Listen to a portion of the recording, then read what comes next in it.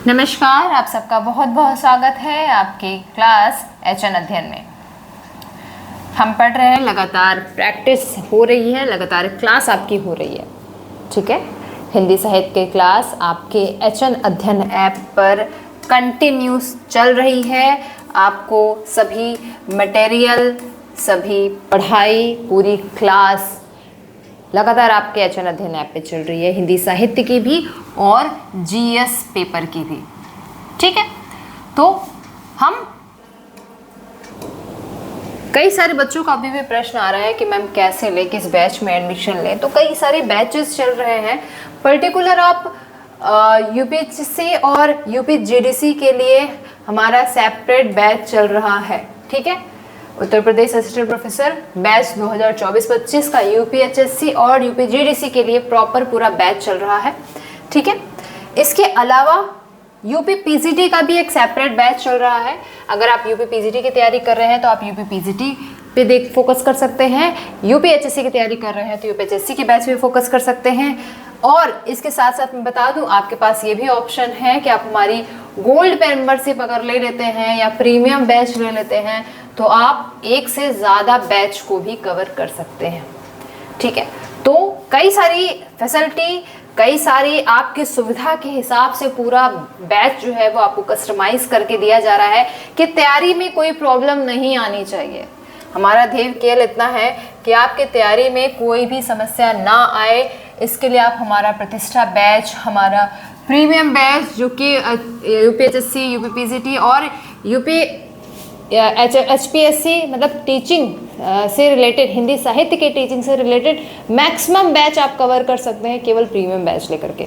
उसके अलावा gold batch हमारा है ऑलरेडी, जिससे आप कई सारे बैच को कवर कर सकते हैं। कोई भी बैच आपको हमारा उस गोल्ड बैच या गोल्ड मेंबरशिप ले लेने से आप हमारे जितने भी बैच चलेंगे हमारे ऐप पर वो सभी आप एक्सप्लोर कर सकते हैं, वो सभी में आप पढ़ाई कर सकते हैं। ऐसा नहीं कि कोई एक, सभी वो आपके लिए फ्री हो जाएगा। तो आपको अपने तैयारी के हिसाब से जो भी बैच सूटेबल पड़े, जो भी कंफर्टेबल हो, वो आप बैच आप जरूर ले लें। उसके बावजूद भी अगर कोई प्रश्न है आपका तो हमारे दिए हुए नंबर पे आप मैसेज कर सकते हैं, कांटेक्ट कर सकते हैं, व्हाट्सएप कर सकते हैं और हमें मेल कर सकते हैं। ठीक है, इसके लिए आपको ज़रूरी है कि आप किसी भी कन्फ्यूज़न में ना पड़े इन सब बैच के। तो सबसे अच्छा रास्ता क्या है? सबसे अच्छा रास्ता है कि आप हमारा टेलीग्राम चैनल ज्वाइन कर लें, हमारे कम्युनिटी पोस्ट को देखते रहें और हमारा सबसे ज़्यादा ज़रूरी हमारा एचएन अध्ययन ऐप जो है वो ज़रूर से ज़रूर, ठीक है, जो एचएन अध्ययन ऐप है वो आप ज़रूर ही ले लें। अभी आप प्लान कर रहे होंगे क्या कोर्स करना है, क्या नहीं कोर्स करना है, तो ये ऐप आप जाकर के प्ले स्टोर से डाउनलोड करेंगे, एचएन अध्ययन नाम से ही है। ये डाउनलोड करने के बाद आपको कई सारे उसमें ऑलरेडी कोर्सेस दिख जाएंगे। तो आपको वो देखने के बाद, स्क्रीन देखने के बाद भी कई सारे कन्फ्यूज़न आपके दूर हो जाती हैं कि कौन सा लेना है, कौन सा नहीं लेना है। ठीक है, तो कई सारी चीज़ें तब दूर होती है जब आप डाउनलोड कर लोगे, इस फ्रंट पे देखोगे और उसके बाद भी अगर आपको कोई चीज़ नहीं समझ में आ रही है ना, तो उसके लिए हम हैं। ठीक है, उसके लिए आप हमें डायरेक्ट हम लोगों से पूछ सकते हैं, डायरेक्ट कॉन्टैक्ट कर सकते हो और अपने कोई भी कन्फ्यूज़न दूर कर सकते हो। ठीक है, तो लगातार तैयारी चल रही है, प्रैक्टिस हम कराए जा रहे हैं। पहले भी हमने कहा था कि 7 बजे आपको हिंदी की ये PYQ और 2 बजे आपको GS की PYQ जो समय समय पे मिल रही है। ठीक है, तो बिना टाइम गवाए हम सीधे आते हैं अपने आज के प्रश्न पर। आज का प्रश्न हम शुरू कर रहे हैं हिंदी साहित्य का। यूपीएचएससी, यूपीजीडीसी, पीजीटी, एचपीएससी, कोई भी हिंदी कंपटीशन की आप तैयारी कर रहे हो, सभी के लिए ये बहुत मोस्ट इम्पॉर्टेंट प्रश्न है, जितने भी हम सॉल्व करवा रहे हैं रोज के रोज। ठीक है, तो शुरू करते हैं। ये पहला से समझे क्योंकि इसके पहले के काफी प्रश्न करवाए जा चुके हैं। तो पहला प्रश्न है आपका, उद्दंत मार्तंड पत्र में, जो समाचार पत्र निकल रहा था उद्दंत मार्तंड पत्र में, खड़ी बोली का उल्लेख किस नाम से किया गया है? ठीक है, उद्दंत मार्तंड हम जानते हैं हिंदी का प्रथम समाचार पत्र है, हिंदी का प्रथम समाचार पत्र। ठीक है, जो प्रॉपर हिंदी में प्रकाशित हो रहा था। उसके पहले अगर केवल प्रथम समाचार पत्र की बात करेंगे तो कौन सा है, बंगाल गजट। ठीक है, बंगाल गजट भारत से प्रकाशित होने वाला प्रथम समाचार पत्र है, लेकिन हम बात कर रहे हैं हिंदी में प्रकाशित होने वाला प्रथम समाचार पत्र कौन है, आपका उद्दंत मार्तंड। जुगल किशोर है इसके प्रथम संपादक। ठीक है, जुगल किशोर। साप्ताहिक पत्रिका रही है ये, काफी योगदान रहा है इसका हिंदी साहित्य के शुरुआती दौर में, हिंदी साहित्य को शुरू में स्थापित करने में। 31 मई 1826 के लगभग, 31 मई 1826 पे यह पत्रिका का प्रकाशन शुरू हुआ था और इसी पत्रिका के नाम पर आपका राष्ट्रीय पत्रकारिता दिवस भी मनाया जाता है। तो किसके नाम पे मनाया जाता है, उद्दंत मार्तंड की शुरुआत हुई थी उस दिन। ठीक है, तो ये पत्रिका अपने आप में बहुत जरूरी है, साप्ताहिक पत्रिका है। पहले जो पत्रिका निकली है आपकी कौन सी है, साप्ताहिक पत्रिका थी। ठीक, पूछ क्या रहा है आपसे, पूछ रहा है खड़ी बोली का उल्लेख किस नाम से मिलता है। हिंदी में निकल रही थी, खड़ी बोली में निकल रही थी, लेकिन इस पत्रिका में हिंदी का नाम, हिंदी प्रयोग नहीं हो रहा था। अब हिंदी प्रयोग नहीं हो रहा था तो क्या प्रयोग हो रहा था, क्या सही जवाब हो जाएगा, आपके जो विकल्प है वो है हिंदुस्तानी भाषा, बी पूर्वी भाषा, सी मध्य देशीय भाषा, डी प्राच्य देशीय भाषा। बिल्कुल नया प्रश्न है, अलग प्रश्न है। सही जवाब होगा इसका, सही जवाब है सी, मध्य देशीय भाषा, मध्य देश की भाषा। क्योंकि ज़्यादातर जो खड़ी बोली की भाषा थी आप देखोगे कि तो ये जो उत्तर प्रदेश का बेल्ट है और दिल्ली का बेल्ट है, मध्य प्रदेश का जो बेल्ट है, इधर कुछ राजस्थान और का बेल्ट है आपके, तो वहाँ ज़्यादातर ये प्रयोग हो रही है। पूरे भारत के मध्य क्षेत्र में ये भाषा ज़्यादा प्रयोग हो रही थी, इसलिए इसे मध्य देशीय भाषा भी नाम दिया जा रहा था और यही नाम आपका उद्दंत मार्तंड में बार बार प्रयोग किया जा रहा था। ठीक है, एक और नाम आता है इसका आर्य भाषा। ठीक है, आर्य भाषा का भी प्रयोग किया गया है कहीं कहीं, लेकिन उद्दंत मार्तंड में नहीं प्रयोग किया गया। इससे बच्चे कंफ्यूज हो जाएंगे। हिंदी के लिए प्राचीन समय में या शुरुआती समय में आर्य भाषा शब्द का भी प्रयोग हो रहा था, लेकिन उद्दंत मार्तंड में मध्य देशीय भाषा का प्रयोग ज्यादा हुआ है। ठीक है, आते हैं अगले प्रश्न पे। अगला प्रश्न है, फिर एक अगला प्रश्न, पत्र एवं पत्रिकाओं से। पत्र पत्रिका हिंदी साहित्य में अब बहुत ज़्यादा पूछे जाने वाला प्रश्न है, क्योंकि फैक्ट बहुत अच्छे मिल जाते हैं एग्जामिनर को प्रश्न बनाने के लिए, इसमें फैक्ट बहुत अच्छे मिल जाते हैं।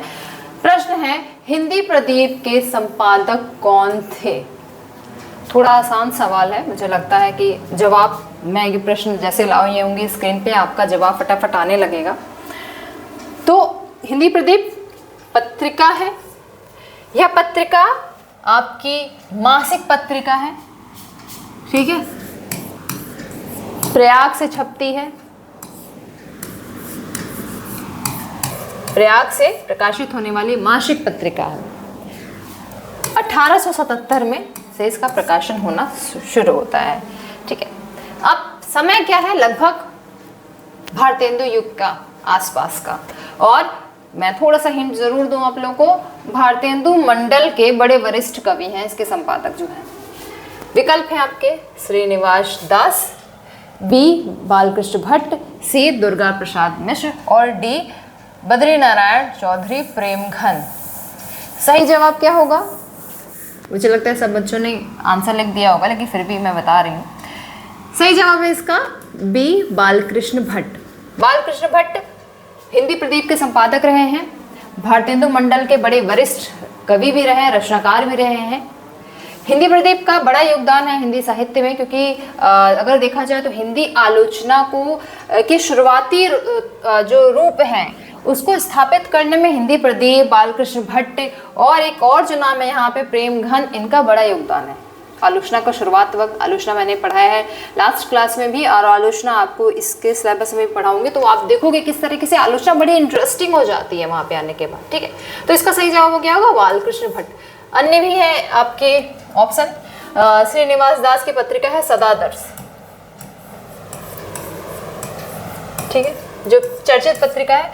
बद्रीनारायण चौधरी प्रेमघन की 2 पत्रिका प्रकाशित होती है, एक तो नागरी नीरद, ये नाम काफी कम सुनने को मिलता है, ठीक है, नागरी नीरद, और एक है आनंद कादंबनी,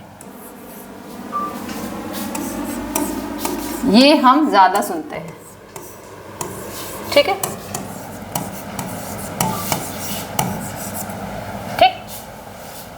तो इसका सही विकल्प क्या हो गया आपका? बालकृष्ण भट्ट। चलिए आते हैं अब अगले प्रश्न पे।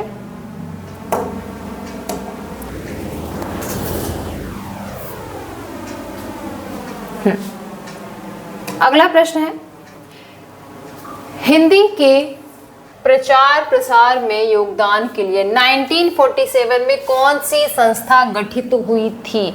हिंदी के प्रचार प्रसार के लिए, बहुत लेटेस्ट प्रश्न है, अभी मैंने पढ़ा है ये जल्दी। वैसे तो हिंदी के प्रचार प्रसार के लिए ये सभी संस्था बनी है, जितने आपके विकल्प हैं, नागरी प्रचारणी सभा काशी, बिहार राष्ट्रभाषा परिषद पटना, हिंदी साहित्य सम्मेलन प्रयाग, राष्ट्रभाषा प्रचार समिति वर्धा, ये सभी जो है वो हिंदी के प्रचार प्रसार के लिए बनी है। पूछ क्या रहा है हमसे? पूछ रहा है 1947 में कौन सी बनेगी? 1947 में कौन सी बनती है आपकी? विकल्प है आपके, ए नागरिक प्रचारणी सभा, ये सबसे प्राचीन सभा है, कब ये आती है आपकी?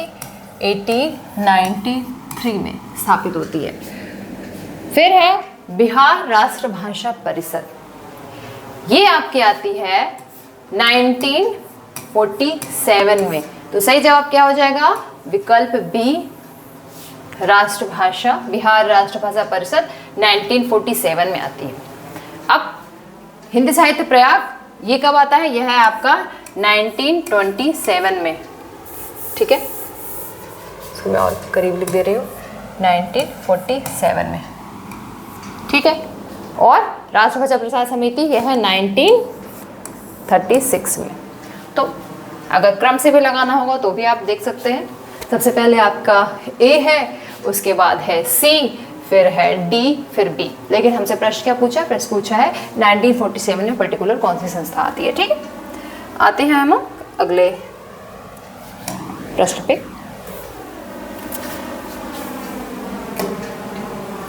अगला प्रश्न है, महावीर प्रसाद द्विवेदी से पूर्व सरस्वती पत्रिका के संपादक कौन थे? सरस्वती पत्रिका बहुत बड़ा योगदान है इसका आपका हिंदी साहित्य में बात करें तो हिंदी साहित्य की को स्थापित करने में, जो परिनिष्ठित हिंदी है, परिष्कृत हिंदी है, उसको स्थापित करने में 2 भाषाओं का बड़ा योगदान है, ठीक। महावीर प्रसाद द्विवेदी और सरस्वती पत्रिका, ये 2 का योगदान जो है वो मैं अलग से आपको क्लास में भी जरूर पढ़ाऊंगी, बड़ा महत्वपूर्ण योगदान है। फिलहाल प्रश्न क्या पूछा है? महावीर प्रसाद द्विवेदी से पूर्व सरस्वती पत्रिका के संपादक कौन है? थोड़ा सा आपको हिस्ट्री में जरूर बता दूं। सबसे पहले स्थापित होता है इंडियन प्रेस, ठीक है, इंडियन प्रेस, जिसकी स्थापना करते हैं चिंतामणि घोष। ये सब क्लास में पढ़ाया जा चुका है आपको, ठीक है। आप एक बार क्लास देखे होंगे, फिर ये सब प्रश्न तो आपके लिए बहुत आसान है। चिंतामणि घोष ने इंडियन प्रेस की स्थापना करी कहाँ पे? प्रयाग में, ठीक है। अब इसी से सरस्वती पत्रिका का संपादन जो है वो शुरू होगा कब? 1900 में। 1900 में पहली बार इंडियन प्रेस के द्वारा सरस्वती पत्रिका का संपादन होगा और इसके संपादक बनाए जाएंगे आपके कौन? उसका जवाब इस 4 विकल्प में है। विकल्प है आपका ए राधा कृष्ण दास, बी किशोरी लाल गोस्वामी, सी श्याम सुंदर दास और डी जगन्नाथ दास। बहुत आसान उत्तर है, बहुत क्लोज उत्तर है। इसका सही जवाब है सी, बाबू श्याम सुंदर दास। बाबू श्याम सुंदर दास पहले से ही सरस्वती पत्रिका का संपादन कर रहे हैं। उसके बाद उसके लगभग 3 साल बाद 5 साल तक इन्होंने शुरुआत करी थी 1899 से लेकर के 1898 से लेकर 1903 से आपके भाई वीर प्रसाद द्विवेदी सरस्वती पत्रिका का संपादन करते हैं लगभग 17, 18, 19 साल तक। ठीक है, तो इसका सही जवाब हो जाएगा बाबू श्याम सुंदर दास। अगले प्रश्न पर आते हैं।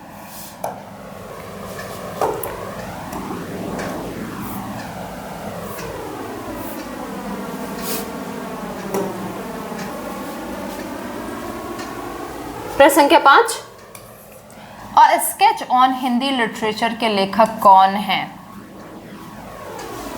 इंग्लिश में लिखी गई हिंदी साहित्य का इतिहास में बहुत सारे पुस्तक जो है वो लिखी गई थी, जिन्होंने हिंदी साहित्य के इतिहास को मैं कहूँ तो उर्दू में, हिंदी में, फ्रेंच में, इंग्लिश में, ऑलरेडी हिंदी में कई सारे इतिहास लिखे गए थे। यहाँ पूछा क्या जा रहा है, स्केच ऑन हिंदी लिटरेचर के लेखक कौन है? आपके विकल्प हैं ए एफिके, बी जॉर्ज, ये अब्राहम है, अब्राहम ग्रेयरसन, सी मौलवी करीमुद्दीन, डी एडविन ग्रिब्स। सही जवाब थोड़ा सा प्रश्न ट्रिकी है, लेकिन जो हिंदी साहित्य का इतिहास का प्रश्न है तो काफ़ी चर्चित प्रश्न है ये भी। स्केच ऑन हिंदी लिटरेचर, सही जवाब हो जाएंगे हैं इसके डी एडविन ग्रिब्स। ठीक है, ग्रिब्स देखो जब मैंने याद किया था तो ग्रीन और स्केच ऐसे कोटेशन बना करके, कोड बना के याद किया था। इस तरह के कोड आप अपने अपने बना सकते हैं, जरूरी नहीं है मेरे रखे, आपको जिस भी तरीके से, जिस भी विधा से याद हो जाए आप अपने हिसाब से कोड बना लें। तो इसका सही जवाब क्या हो जाएगा, sketch on Hindi literature Edwin Greaves. F E Keay ने भी एक लिखा है a history on Hindi literature, बस इसकी जगह आप हिस्ट्री कर दीजिए, इसी से बच्चे ज़्यादा कंफ्यूज होते हैं। ठीक, क्या कहते हैं वो, अ हिस्ट्री ऑन हिंदी लिटरेचर, ये हो जाएगा आपका एफिके, और स्केच ऑन हिंदी लिटरेचर ग्रिब्स। ठीक है, जॉर्ज ग्रेयरसन की पुस्तक बड़ी फेमस है, हम जानते हैं, the vernacular modern Hindustan, the vernacular literature of modern Hindustan.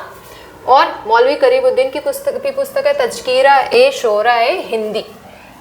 सभी ने हिंदी साहित्य का इतिहास लिखा है, और नहीं तो सपोर्ट ग्रंथ के रूप में भी इनकी पुस्तक, खासकर मौलवी करीमुद्दीन का नाम लिया जाए तो इन लोगों की जो पुस्तक है या तो मेन स्ट्रीम में नहीं आती है तो सपोर्ट ग्रंथ के रूप में ज़रूर पूछी जाती है। तो सारे के सारे प्रश्न बहुत इंपॉर्टेंट है। ठीक है, आते हैं अगले प्रश्न पे।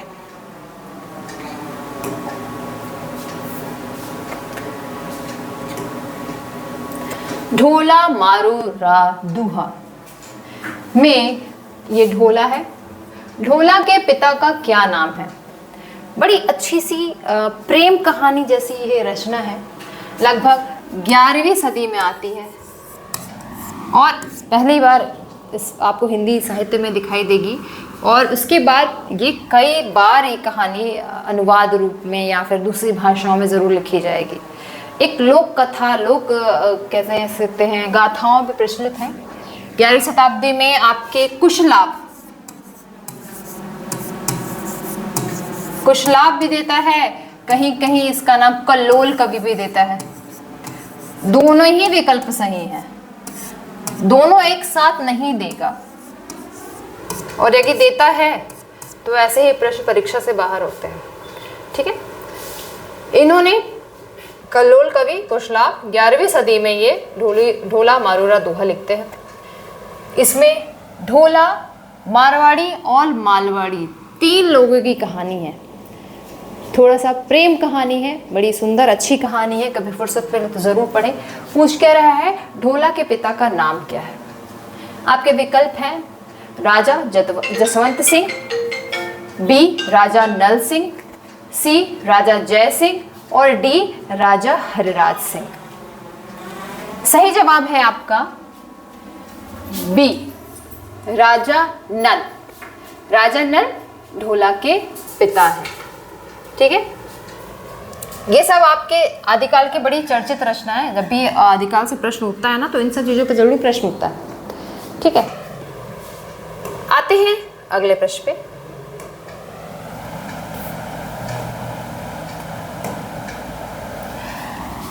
सातवां प्रश्न है, गोरखनाथ का समय 11वीं शती है, यह मान्यता किस विद्वान की है? देखो ये प्रश्न थोड़ा सा मुश्किल है, ट्रिकी है, लेकिन आपके विकल्प थोड़े से आसान हैं, इसलिए मुझे लगता है यह प्रश्न किया जा सकता है। विकल्प है आपका ए राहुल सांकृत्यायन, बी डॉक्टर हजारी प्रसाद द्विवेदी, सी आचार्य रामचंद्र शुक्ल और डी पीताम्बर दत्त बड़थवाल। गोरखनाथ आदिकाल के बड़े कवि, श्रेष्ठ कवि, नाथ पंथियों के प्रवर्तक कह सकते हैं इनको, प्रतिनिधि कवि है ये गोरखनाथ। इनका समय लगभग 11वीं शती के समय ठहरता है, ये कौन मानता है?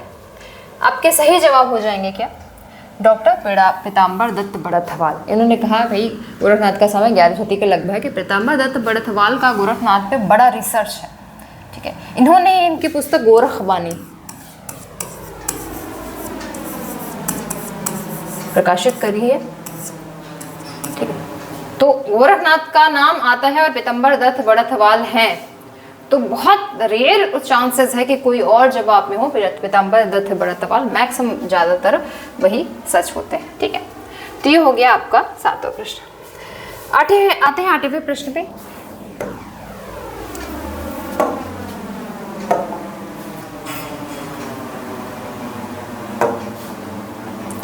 अगला प्रश्न है आपका, नाथ सिद्धों की परंपरा से ही छटकर निकला है। नाथ सिद्धों की ही परंपरा से छिटकर निकला है, यह कौन मानते हैं इसमें से? ये हिंदी साहित्य के इतिहास में लिखा हुआ बड़ा चर्चित प्रश्न है, पूछा भी जा चुका है और बहुत लेटेस्ट में पूछा गया है। आपके विकल्प है ए डॉक्टर राम कुमार वर्मा, बी राहुल सांकृत्यायन, सी शिव सिंह सेंगर, डी आचार्य रामचंद्र शुक्ल।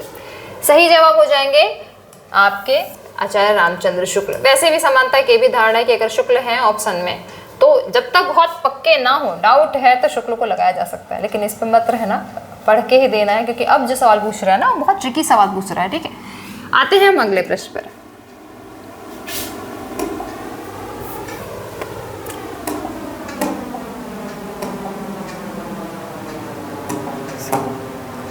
ठीक, दक्षिण के आलवार संत किस शाखा से संबंधित माने जाते हैं? भक्तिकाल की शुरुआत में मैंने जब नेट में पढ़ाया था तो भी मैंने बताया था, अभी आपका ये बस आने वाला है, कुछ दिनों में इस पे क्लास आएगी।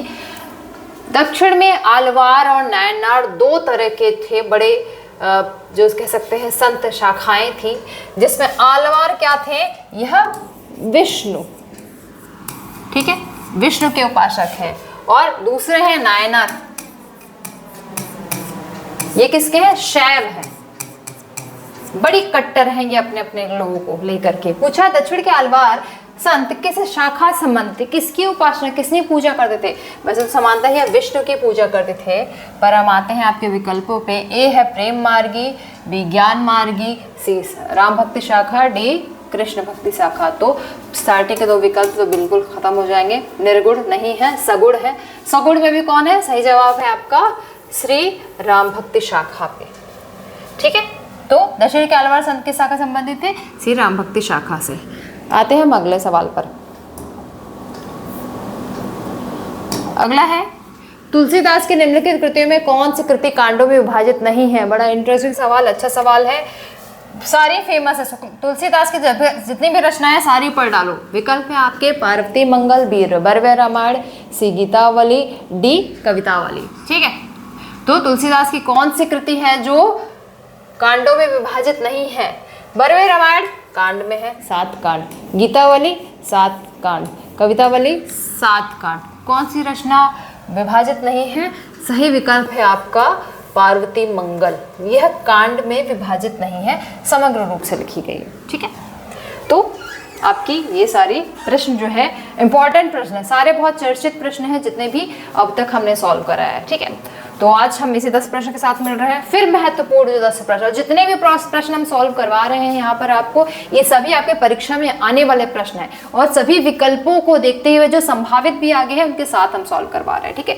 तो तैयारी करते रहिए आप सभी, शुभकामना। तैयारी की सबसे बड़ी जो बात होती है वो होती है आपकी तैयारी कैसे करनी है, और उसमें सबसे इम्पॉर्टेंट होता है कि तैयारी कंटिन्यू कैसे रहे, क्योंकि बहुत सारे लोग प्रश्न आ रहे हैं कि मैम परीक्षा तो है नहीं, डेट तो है नहीं, कब डेट आएगी, कब हम तैयारी करेंगे, या जब डेट आएगी तब तैयारी करेंगे। देखो बहुत से ज़्यादा ज़रूरी क्या है, परीक्षा आने वाली है 2 महीने, 3 महीने, 6 महीने, जितने भी समय आए, आप रोज कंटिन्यूटी आपकी पढ़ाई के साथ होनी, ये सबसे इम्पोर्टेंट चीज़ है। ज़्यादा नहीं, आपका बहुत बिजी शेड्यूल है और आपको लग रहा है परीक्षा बहुत लंबी है, तो आप 4 घंटे पढ़िए ना, 4 से 5 घंटे पढ़िए, मत पढ़िए। उसके अलावा तो बाकी समय सब आपका है। और 4 से 5 घंटे अगर आप रोज दे रहे हैं तो आपकी तैयारी इतनी हो जा रही है परीक्षा के आते आते कि आपको कुछ अलग से पढ़ने की जरूरत नहीं है। हम ये 4 से 5 घंटे भी नहीं देना चाह रहे हैं। हम ये पूछ रहे हैं कि मैम एग्जाम के समय की स्ट्रेटजी बता दीजिए, अभी से क्या पढ़े, या फिर अभी पढ़ाई में मन नहीं लग रहा है, तो फिर उनके लिए तो ये फील्ड में बड़े खतरे हो जाएंगे। आपको कुछ नहीं करना है, 4 से 5 घंटे रोज दीजिए, 4 घंटे रोज दीजिए ईमानदारी के साथ, उससे ज़्यादा नहीं देना है। यकीन मानिए, अगर परीक्षा आगे आने वाले 4 महीने में होगी, 6 महीने में होगी, या 3 महीने में भी होगी, तो अगर आप 4 से 5 घंटे दे रहे होंगे, दैट सफिशिएंट। आपकी तैयारी इतनी लगभग हो जाएगी कि परीक्षा का डेट आपको पता चलेगा और आपको बस रिवीजन करना होगा। ठीक है, तो कोई और बहाना नहीं है, कंटिन्यूटी होनी चाहिए, कंसिस्टेंसी होनी चाहिए कि आप लगातार पढ़ रहे हैं। और मैं हमेशा कहती हूँ कि अगर परीक्षा में टाइम है तो 15 दिन में एक बार आप रिवाइज करेंगे, अनसोल लगाएंगे प्रॉपर। और अगर जल्दी परीक्षा होने वाली है तो हफ्ते में एक बार एक दिन आपको प्रॉपर रिवीजन का और अनसोल लगाने का देना है। ठीक है, ये 2-3 मेथड तो अभी से इसको फॉलो करते हुए चलो। परीक्षा की डेट सबने चाहा तो बहुत जल्दी हो जाएगी, जल्दी आ जाएगी, तो समय तो हमारे पास वैसे भी नहीं है। ठीक है, तो शॉर्टकट नहीं अपनाना है। लोग कहते हैं ना स्मार्ट स्टडी करनी है, शॉर्ट स्टडी नहीं करनी, शॉर्टकट में नहीं जाना है। तो स्मार्ट किस तरीके से किया जा सकता है? कॉपी किताब छोड़ के, ये नहीं कि परीक्षा आएगी तब पढ़ेंगे, लगातार पढ़ेंगे, धीरे धीरे पढ़ेंगे, कछुए की चाल से चलना है तो, लेकिन चलना तो पड़ेगा ना परीक्षा। ठीक है, तो तैयारी, ठीक है, बाकी तैयारी हम खुद भी करवा रहे हैं आपको। कोर्स हमारे अचयन अध्ययन ऐप पर भी चल रहा है। जीएस के फर्स्ट पेपर के भी लगातार कोर्स चल रहे हैं लगभग, जिसमें आपको स्टडी मटेरियल और क्लासेस, रिकॉर्डिंग, अनसॉल्व सब कुछ चीज़ दिया जा रहा है। उसके साथ हिंदी साहित्य का कोर्स भी चल रहा है, जिसमें आपको नेट के जो कोर्सेज हैं वो अलग कोर्स आपको पढ़ाया जा रहा है। यूपीएचएससी, यूपीजीडीसी, यूपीपीजीटी, एचपीएससी, हिंदी साहित्य में आपको ये सभी बैच उपलब्ध है, सभी मिल जाएंगे। और आप अगर एक गोल्ड मेंबरशिप अगर हमारी ले लेंगे तो आपको ये सभी में एंट्री मिल जाएगी। ठीक है, तो तैयारी हमारी तरफ से लगभग पूरी है।